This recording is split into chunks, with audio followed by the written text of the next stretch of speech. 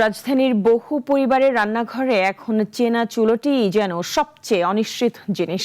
সকালে গ্যাস নেই, নাস্তা বন্ধ, সন্তানের টিফিন বন্ধ, দুপুরে রান্না করতে হচ্ছে রাতে গ্যাস এলে।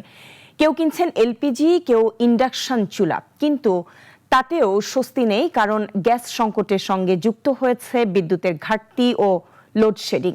ফলে একদিকে গ্যাসের বিল, অন্যদিকে বাড়তি খাবার ও বিদ্যুৎ খরচ, সব মিলিয়ে চাপে রাজধানীর মধ্যবিত্ত পরিবার। সকালটা শুরু হবে রান্নাঘরের চুলায়, এটি স্বাভাবিক চিত্র। কিন্তু রাজধানীর অনেক পরিবারের কাছে এখন সকাল মানে এক প্রশ্ন, গ্যাস আছে তো? গ্যাস না থাকায় বদলে গেছে বছরের পর বছর ধরে চলে আসা সংসারের রুটিন। সন্তানের টিফিনের জন্য সকালে রান্না করার সুযোগ পায় না অনেকে, ফলে বাধ্য হয়ে সন্তানকে দেয়া হচ্ছে টিফিনের টাকা।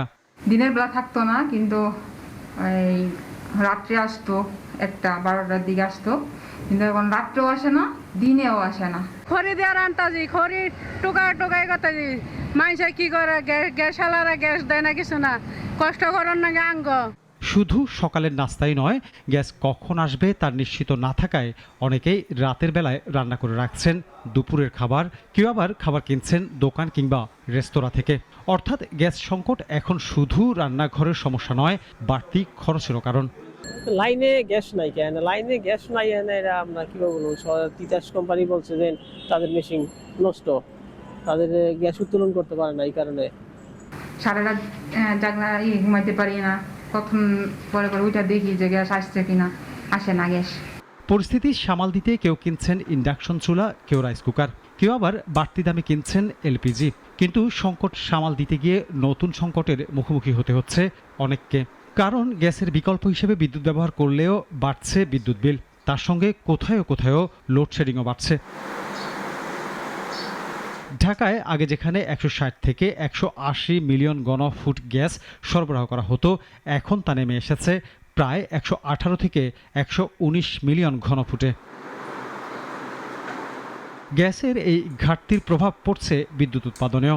বিদ্যুৎ উৎপাদনে যেখানে গ্যাসের প্রয়োজন প্রায় 1300 থেকে 1400 মিলিয়ন ঘনফুট, সেখানে সাম্প্রতিক সময়ে সরবরাহ নেমেছে 900 মিলিয়ন ঘনফুটের নিচে। ফলে গ্যাস সংকটের ধাক্কা এসে পড়েছে বিদ্যুতের ওপরও। অর্থাৎ একটি গ্যাস সংকট এখন ধীরে ধীরে ছড়িয়ে পড়ছে মানুষের পুরো জীবনযাত্রায়। রান্নাঘরে চুলা জ্বলছে না, বাড়ছে বাইরের খাবারের খরচ, বাড়ছে এলপিজির খরচ, আর বিকল্প হিসেবে বিদ্যুৎ ব্যবহার করেও মিলছে না নিশ্চয়তা। রাজধানীর মানুষের প্রশ্ন তাই একটাই, গ্যাসের বিল যখন ঠিকই দিতে হচ্ছে, তাহলে চুলায় গ্যাস মিলবে কবে?